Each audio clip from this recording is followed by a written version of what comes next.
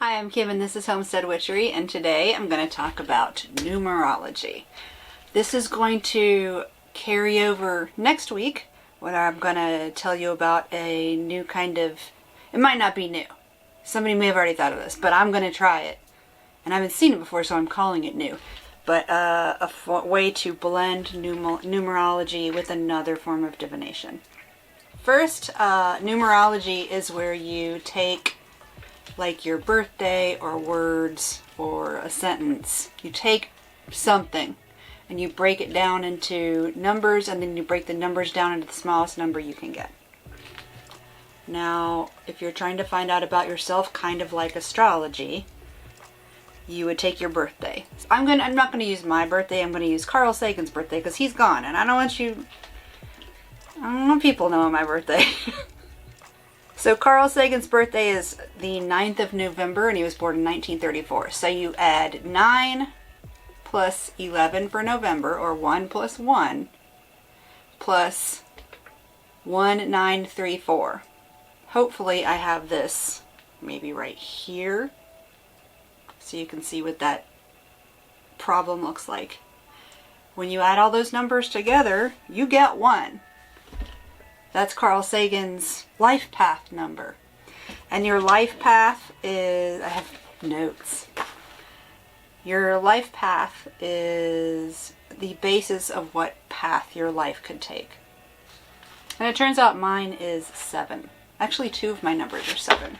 So that's how you get the life path number. There are different things. There's life path, heart's desire, personality, and like a few others.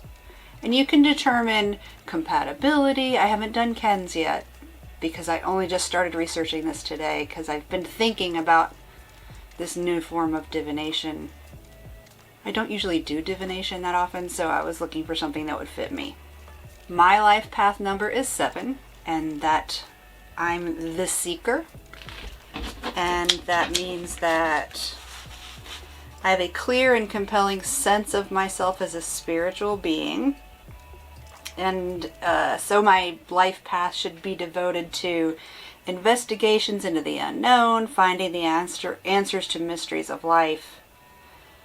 I apparently have a natural intuitive ability, but I also have an analytic mind, and those things clash. And if you've seen my previous videos, you know I have this thing where I really believe in science, so witchcraft should be bullshit, and I have to tell myself to continue to do it because I see results. I did cloud busting yesterday, again, just to see if I still could do it, and I still can.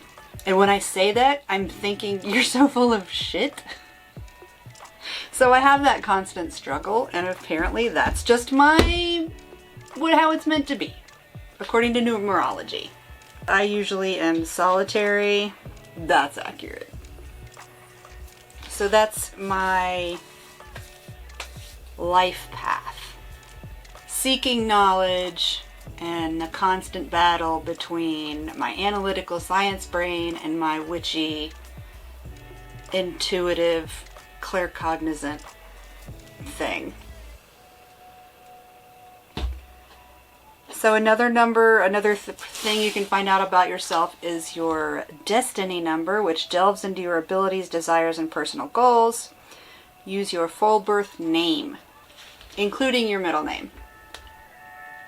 I'm going to tell you how to do how I do my first name. We're not going to get into my, this is your birth name, the one you were born with. You know, I don't know how it works for trans people. That just occurred to me. You just saw an half epiphany. I don't know how it works for that. But for me, I'm just going to use myself, and sorry I don't have more help on that. My birth name is Kimberly. Oh, interesting aside. The way I spelled my name forever has been Kimberly L-Y, but on my birth certificate it's L-E-Y. I don't know if that's right. I don't know if it was a mistake by the city or if it was scribbled weird on the birth certificate, or my mom wrote it down, or if mom's been doing it wrong this whole time. I don't know. But I'm not using the E. So Kimberly, that is I need to tell you how to get the numbers. Now I'm using the Pythagorean method, which Pythagoras invented.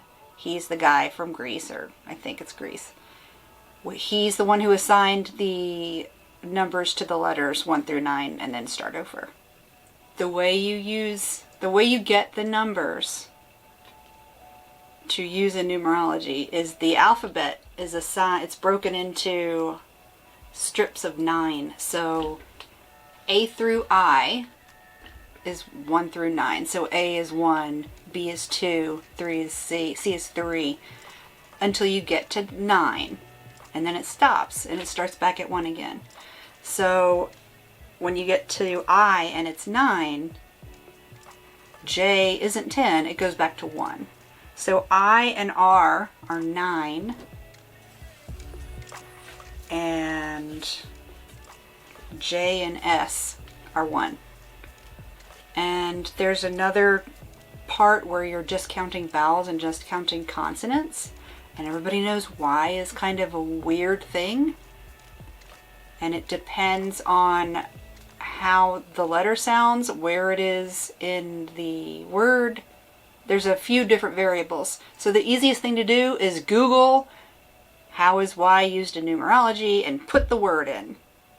For me, it's a vowel. That doesn't matter until we go to the next step. But for this step, the destiny number, which delves into your abilities, desires, and personal goals, uses your full birth name. And I'm going to show you how to do that with my first name. So K is 2, I is 9, M is 4, B is 2, E is 5, R 9, L 3, Y 7. So you add all those together and you get 7 again, just like my life path number. And this says a solitary perfectionist, which is accurate. The orientation on development in your life will be directed on the intellect, analytical skills, investigation, and truth-seeking, which matches life path, the seeker. Driven by a desire for knowledge and truth, accurate. I need time to be by myself. Too much social interaction causes you stress. Welcome to obsessive compulsive disorder. Thank you very much. Have a good day. I know not everybody's presents that way, but I'm perfectly happy during this quarantine, staying home and not having contact with anyone else. I love it. I'm sorry for extroverts. Ken needs more contact than I do, and it drives me crazy. But I'm great. Except that I might die from some stupid virus because people can't wear masks. But whatever. Anyway, that's not what this is about. Driven by a desire for knowledge and truth. That is my destiny number. Personal goals, abilities. I'd say that's accurate too. Now, heart's desire. This number symbolizes a reflection of your inner or true self. It may reveal things you don't know about yourself. So when you calculate your heart's desire number, it might tell you things that you weren't anticipating. My number is 4. Oh, you only count the vowels in your full name, and that's where the Y comes in. It's kind of weird. But mine is 4.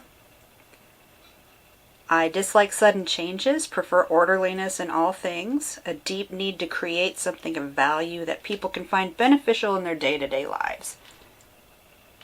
Yes, I hate change. I hate it. I like orderliness, yes, even though it's kind of hard to tell in here.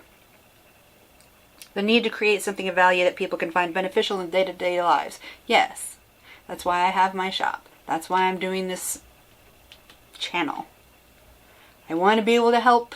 That's why I do my occupational therapy stuff. because I want to be able to help in day-to-day life. That's completely OT. That's what occupational therapy people do. Some bad parts about the 4 is that I'm rigid, stubborn, and have a fear of taking risks and have a strong need to control. I'm a huge control freak. That's another part of the obsessive compulsive disorder. If I can control it, then I'll be safe. I can keep myself safe by controlling every aspect of everything in my life. Is it exhausting? Yes. Is it annoying? I'm sure it is. Sorry. Sorry to my husband and everyone who has to deal with me. Number 4 is about coming to terms with limitations, working with them, understanding when you've created your own limitations, and working through and around whatever the perceived limitations might be in order to meet my goals. Personality number. This tells you how your personality might be.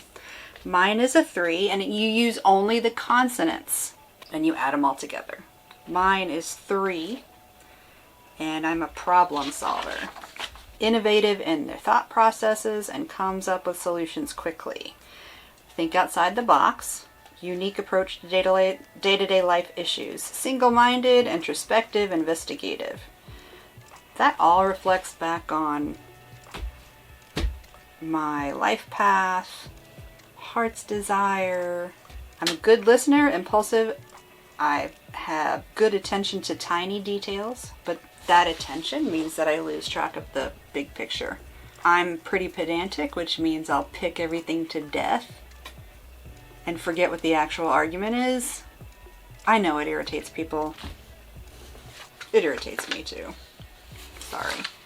That is just a quick example, just a quick explanation of how numerology works. You can just Google numerology and you can figure out how to do your own. There are actually calculators, so you don't have to do all the math like I did. Way easier, just do that, unless you like doing math. But it's interesting, and it shows you how to do that, to find the letters and find the numbers and then get the result. So practice that. Get your destiny number, life path, heart's desire, and personality number. Get all those and just learn a little bit about yourself.